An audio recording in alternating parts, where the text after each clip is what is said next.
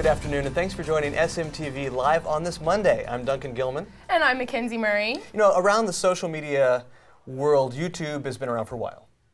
Yes. It's interesting to call one particular platform a veteran of social media since it's so new.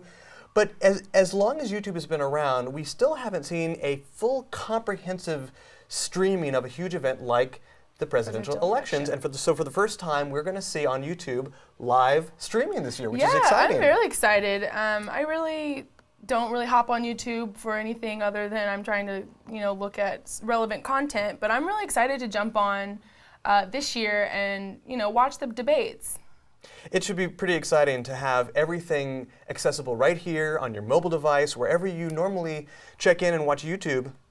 It's great to have the full schedule and know that it will be here waiting for you wherever you want to access it. I definitely agree. I actually, YouTube has a lot of partnerships with apps and stuff like that. So they're also broadcasting it through Xbox Live. I watched the Republican National Convention and the Democratic National Convention, both streaming on my Xbox. So if you don't want to hop on your computer, you can definitely just jump on your gaming console. I think that's also a neat feature. They're trying to just get everybody, different targets, different age groups, readily available to that platform. Yeah, and it's been so interesting to see how social media what it has done to politics. Exactly. And especially every 4 years with a huge election like this. And so I think this is just another step, and it'll be very interesting to see after or as YouTube is broadcasting, is streaming these debates. Oh, I can't wait for the hashtags. Exactly. What kind of wait. action we'll see, what kind of action on Twitter and all the other platforms we'll see related to the streaming of the presidential debates. Exactly. We're here to help you make the most of your campaigns on Facebook and Twitter, LinkedIn, YouTube, blogs, Pinterest, whatever you're working on. So let us know what questions you have or how we can help you out. You can email us your questions to questions@splashmediau.com, or you can tweet them by using the hashtag SMTVquestions. Let's take some questions now from our viewers. Our first question today is from Shayla. Shayla asks, I heard about Twibbon for causes. Can you explain how it works? Well, Twibbon is just a microsite campaign that if you were following or you were created a campaign and you want to show your support or let followers know what you're doing, Twibbon's a great site to go on and check it out. It basically takes a campaign that you're following. Let's say this month is October, so it's breast cancer awareness month. You can go and plug in your picture, match it. It'll find the ribbon for you, which would be a pink ribbon this year. That's why we see all those great football players in the pink gloves and the pink shoes. And then they'll match it, they'll tie it in there, and they'll also do your cover photo. So it's a great place to go for, starting a new campaign, or you want to be involved in a campaign. Right, if you want to support a cause, this is a great way to tie it all together so you can put it out on Twitter, on Facebook, and the messages are all pre-built. So it makes it so easy to find your cause, update your picture, tweet it out, update your status, all from one place. I agree. Here's an interesting question from Joe. Are there any laws that prevent impersonation on social media, and are they different by state, and how are they enforced? I do like this question. We haven't gotten a question question. about laws too much on social media, but there are laws out there. There are privacy laws, and then there are copyright laws. The difference is, and this is just a sort of a blanket statement here, but in general, the difference is that privacy laws do differ state to state. Copyright laws do not. So it all kind of depends on where, in your case, Joe, that the impersonation falls. There's a great example of, let me pull this up here.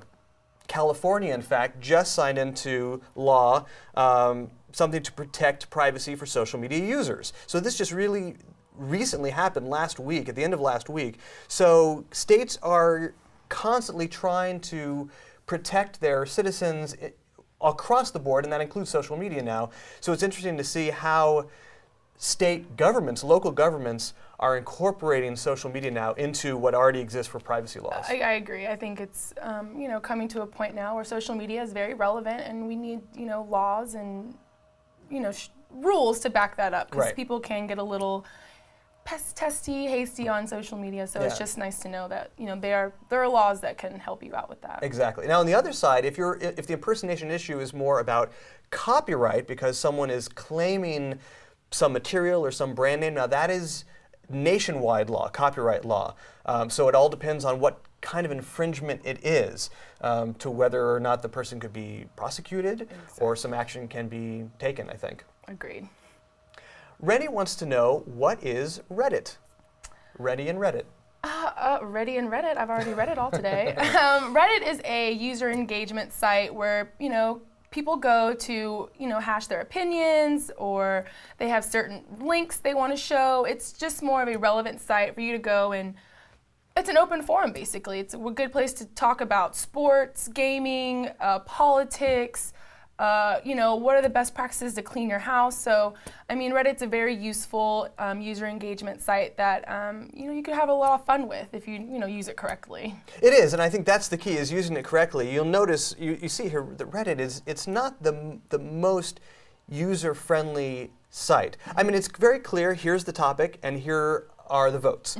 But in terms of just the visual appeal, it really it's really designed for these hardcore fanatics who get in and find and post and are used to this just very text-based. Exactly. They're not all about the fluff. They don't want the advertisements all around. They just want, here's what it is, yes or no, or here it is, give me your links, give me your comments. So it's very old school techie, if I want to say. It is old school techie, but it's got a huge fan base. Definitely. People love that kind of interaction. I'm on Reddit every day, so I have no complaints. You heard that. Any Reddit questions, send them to Mackenzie. All right.